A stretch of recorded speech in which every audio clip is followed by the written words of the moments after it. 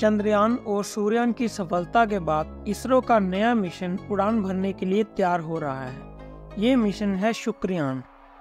जल्द ही इसरो शुक्र ग्रह पर स्पेसक्राफ्ट भेजेगा जो इस ग्रह की नजदीक से स्टडी करेगा और यहाँ की सतह, तापमान और वायुमंडल के प्रभावों को समझने का प्रयास करेगा। इस ग्रह के बारे में कई ऐसी बातें हैं जो अभी तक रहस्य बनी हुई हैं।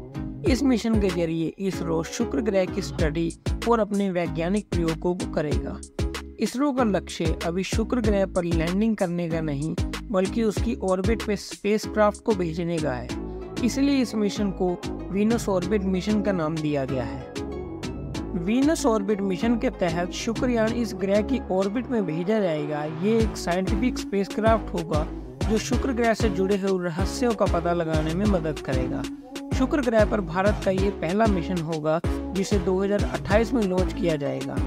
इसरो जिस स्पेसक्राफ्ट को शुक्रयान को भेजेगा उसको बनाने से लेकर लॉन्च करने की पूरी जिम्मेवारी इसरो की होगी। डेडलाइन के मुताबिक इसे मार्च 2028 में लॉन्च किया जाएगा क्योंकि उस समय शुक्र ग्रह पृथ्वी के बहुत पास होगा। भारत सरकार ने इस प्रस्ताव को मंजूरी दे दी है। सब कुछ ठीक रहा तो 2028 में शुक्र ग्रह पर भी भारत अपने कदम रखने में सफल हो जाएगा। शुक्रयान स्पेसक्राफ्ट शुक्र ग्रह की स्टडी करेगा। इसके लिए ये इस ग्रह के चारों ओर चक्कर लगाएगा। इससे शुक्र ग्रह की सतह, वायुमंडल, सूर्य प्रभाव की स्टडी होगी। शुक्रयान मिशन के लिए मोदी सरकार ने इसरो को 1236 करोड़ रुपए का फंड दिया है। इसमें से 824 करोड़ रुपए शुक्रयान के लिए स्पेसक्राफ्ट को बनाने में खर्च होंगे। शुक्रयान मिशन 4 साल तक शुक्र ग्रह की स्टडी करेगा। योजना के मुताबिक इस मिशन को GSLV Mark II रॉकेट से लॉन्च किया जाएगा। शुक्रयान का वजन 2500 किलोग्राम होगा और इसमें 100 किलोग्राम के पेलोड्स लगे होंगे। फिलहाल इसमें 18 पेलोड लगने की खबर है। हालांकि ये फैसला बाद में होगा कि कितने पेलोड्स जाएंगे।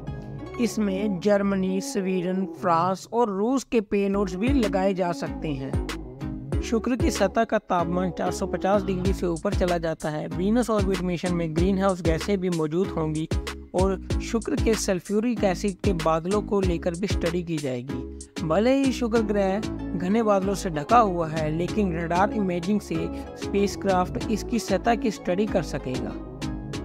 कुछ साइंटिस्ट का ये भी कहना है कि अगर सौरमंडल की उत्पत्ति के बारे में जानकारी हासिल करनी है तो शुक्र ग्रह के बारे में जानना बहुत जरूरी है।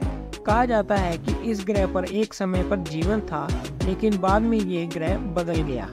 पिछले साल इसरो के प्रमुख डॉक्टर S सोमनाथ ने कहा था कि शुक्र के वायुमंडल और उसके एसिडिक व्यवहार को समझने के लिए जरूरी है वहाँ एक मिशन भेजना ताकि वहाँ के वायुमंडलीय दबाव की स्टडी की जा सके। शुक्र ग्रह का वायुमंडलीय दबाव पृथ्वी से 100 गुना ज्यादा है। वैज्ञानिक अध्ययनों में ये माना जाता है कि शुक्र ग्रह पर पहले पृथ्वी जैसा ही जीवन था। यहाँ की जलवायु और वायुमंडल भी हमारे धरती के जैसी ही थी, मगर सदियों के बदलाव के बाद अब ये ग्रह रहने तो क्या सांस लेने के लायक भी नहीं बचा। वजह यह है कि शुक्र ग्रह का औसत तापमान 464 डिग्री सेल्सियस है, यानी यहाँ इतनी गर्मी है कि इस तापमान में सीमा भी पिघल जाए। ये मिशन भारत के लिए इसलिए जरूरी है क्योंकि इसके जाने से अंतरिक्ष में उसका दबदबा पड़ जाएगा। मिशन मार्च 2028 में लॉन्च किया जाएगा, पर अगर भारत इस मिशन से चूक जाता है तो ये मिशन 2031 में दोबारा होगा जब शुक्र ग्रह भारत के और ज्यादा पास होगा।